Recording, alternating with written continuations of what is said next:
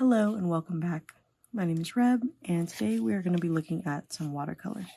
So I was doom scrolling and came across this account that I follow that was doing a giveaway for these really cool like granulating watercolors, and the colors just looked so gorgeous. So of course I tagged myself, tagged some friends, and crossed my fingers. I did not win. Does anybody ever win these things? Asking for a friend. But I could not stop thinking about the watercolors. So I took some of that birthday money that I'd been kind of holding on to, and I splurged and bought myself a set. I am not going to try to pronounce this, but I will list it here. But these are the White Knights Metamorphosis, and it's a 3-tone granulation in watercolor. So yeah, I am really excited about this. I want to swatch these today, but first we have to get them all opened and organized. They come in this cool tin, which is really pretty. I like the color. It's like periwinkle. It opens up. It's got some mixing space on both sides. A little swatching card. I don't know what that is.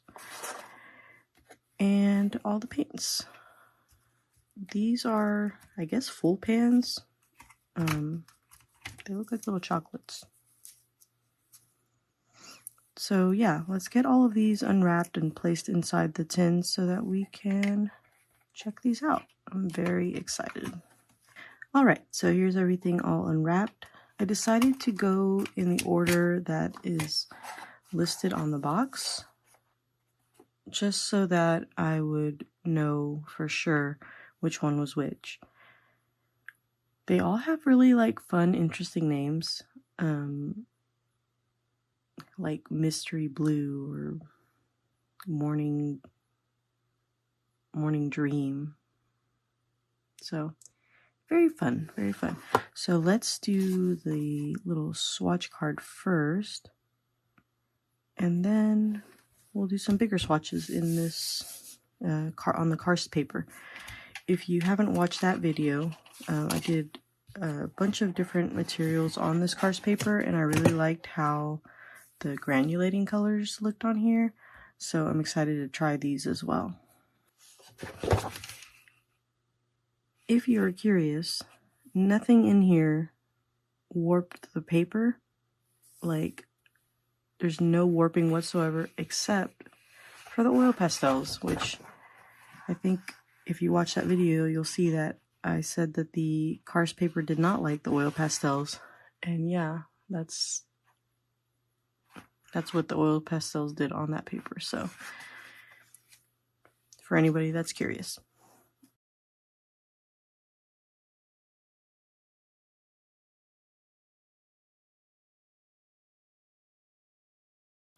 Alright, so definitely seeing some color separation.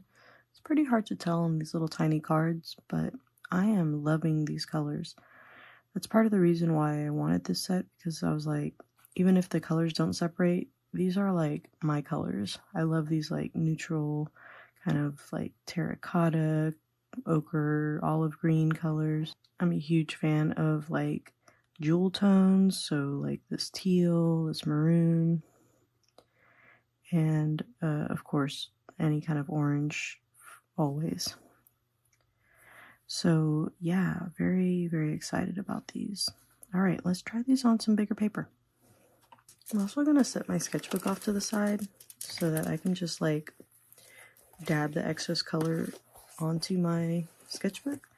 So I'm curious as to how this paper in my sketchbook will react to these colors as well.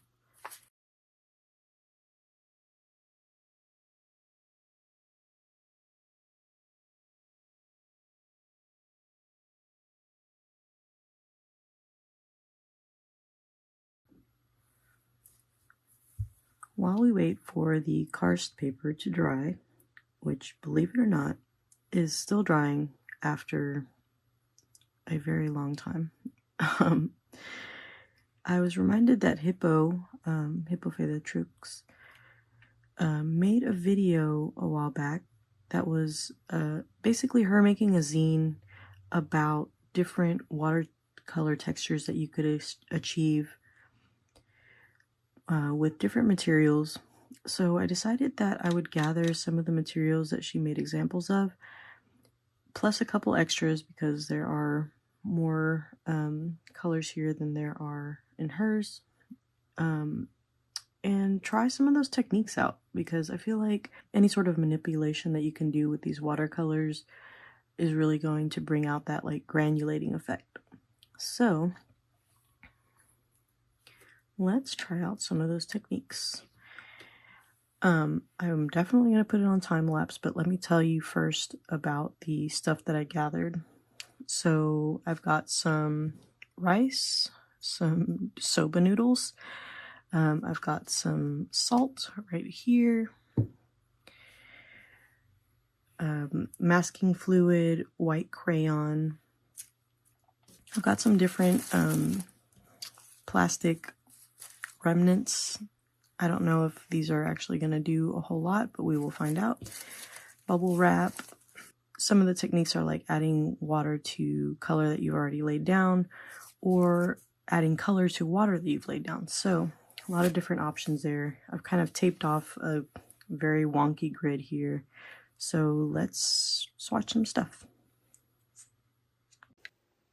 So I forgot to hit record for like the second time, but here I'm just basically putting down all the different materials and trying my very, very hardest to be patient and let things actually dry, because I think that that does make a really huge difference in how like strong the effect comes out. So if you're using any of these techniques, I highly recommend setting them aside so that they can actually dry. While I was waiting still for the karst paper swatches to dry, I did some other experiments. I tried a more kind of practical landscape. This is just kind of like the view outside my window, which it was very effective for. I really loved the color of the clouds. I thought that that was like the perfect color. The granulation was really nice in the background with the trees. And then I did this really cool sketch, which of course I forgot to hit record when I actually painted it, but here's some video of it so that you can see. I was trying to be a little bit looser, just kind of let the colors bleed into themselves, and then I went over it with a touch of Neocolor. The final little play that I had was for Art Hang Party when we did the snakes, and I used pretty much every watercolor type that I had, and then also threw in some Sailor Fude pen and some Neocolors. So just having basically a good time playing with everything. So let's take a look at kind of where everything ended up, all of the experiments and such, starting with the karst paper. Now, I wasn't super impressed with how this particular paint ended up on this karst paper. I'm not sure if it's the like binder that they're using or something else, but for whatever reason, some of these spots ended up staying tacky. And it really like showed a lot of the brush strokes, which maybe in certain situations would be fine, and even in this one probably is okay, but I think that that would be kind of difficult to work with if you were trying to do something a little bit more precise. It also took ages, and I mean ages, to dry. Like, I feel like I am not kidding when I say hours. So just something to keep in mind. I'm sure I could have taken a hair blower to it, but I also feel like it would have probably, you know, spread the paint in weird ways or something. So just something to keep in mind. It was really fun, and I think I am going to actually go over some of this stuff with some like neo colors or something like that. I think that doing some mixed media will be really fun. Some of these, the colors are like, they are very beautiful. Like, I don't know if y'all can see some of this, but yeah, really beautiful color separation on these. I ended up, I think, liking these paints more on traditional like watercolor paper. So, first experiment. I'll move that to the side. Next up was all of the like texture experiments that Hippo demonstrated. Again, I'll link that video over here somewhere.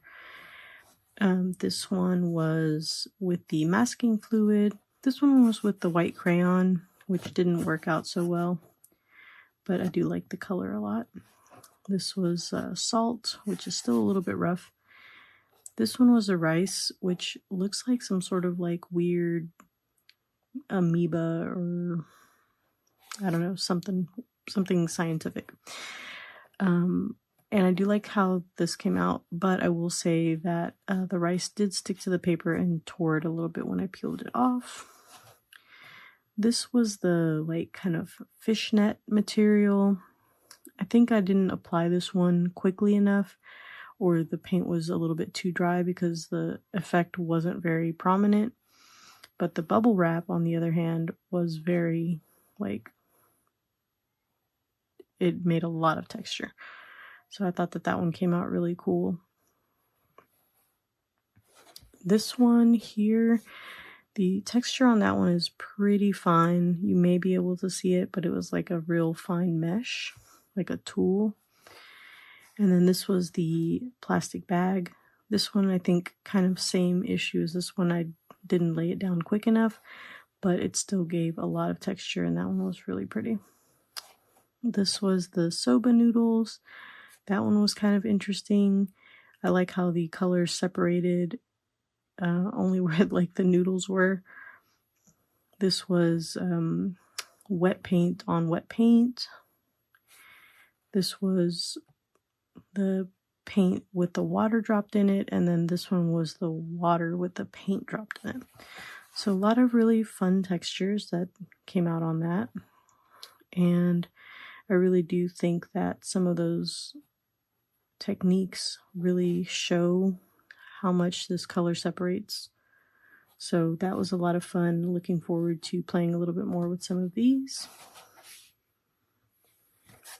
Here are a couple more, just kind of playing a little bit.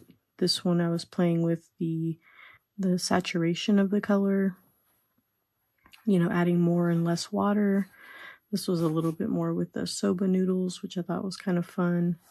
And this was the dropping the paint in the wet paint. So that was neat. This was another experiment with the fishnet kind of fabric. And this one I think turned out a little bit better. You can really see the pattern on that one. And then this one was the plastic bag. Again, I think I lifted this one a little bit too soon, but I still really like the effect. Very kind of mysterious and textured.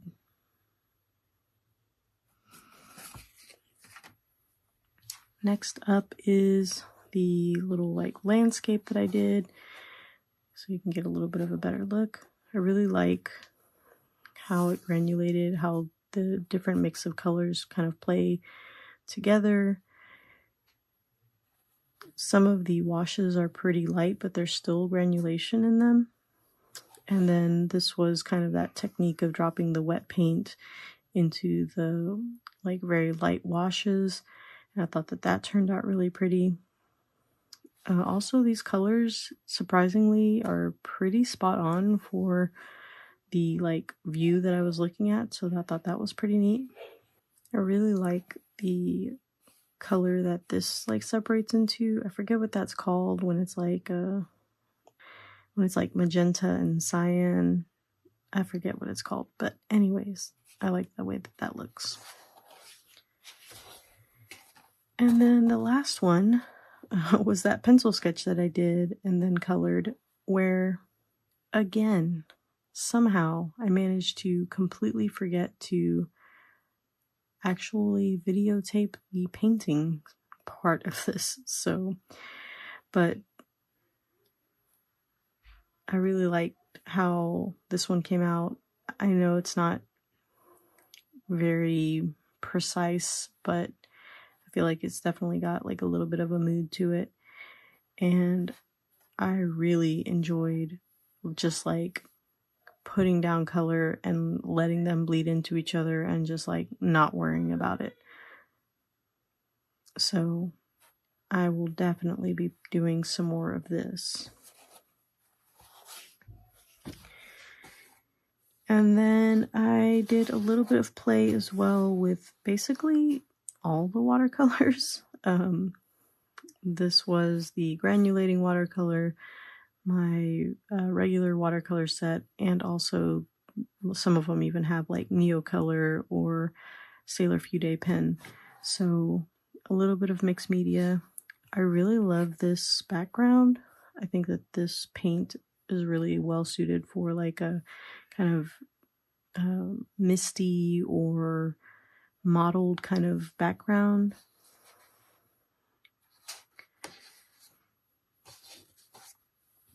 This one was the watercolor with the Neocolors. I went a little heavier on the Neocolor on this one, so you can't really see the granulation as much in this one. This one was that same watercolor with the Fude pen, and I actually painted into the wet watercolor, so that's what you're seeing in some of these spots. That's less granulation and more mixing of media.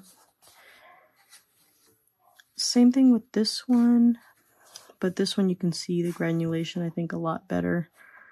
All of this is like the actual like granulating color. And same with this one. I went in with, I think, some Derwent ink test pencils, but most of this is just the granulating color kind of mixed together. And a lot of like different colors kind of mixed together. And then the last one is, I think, pretty much almost every single watercolor that I have. So the very first layer was the new ones that I got. Then I went over it with some of this neon paint that Melissa gave me. And then I went over that with some metallic watercolor that I got from my mother-in-law. And then I went over that with some Neocolor just to kind of define the patterns and area. And I really like how that turned out. I thought that came out really fun. So I just did a lot of play with this watercolor, and I don't know. It was really fun just to kind of mess around and try to be a little looser. Still struggle with that, but I think this one is my favorite, to be honest. I'm looking forward to maybe taking that set out with me to do some like urban sketching or something like that. I think that it's really well suited for that. And yeah, so if you have enjoyed seeing all these experiments and checking out this new watercolor that I got, feel free to hit that subscribe button so that you can see more like this in the future. And I will catch you guys on the next video. Thanks for watching.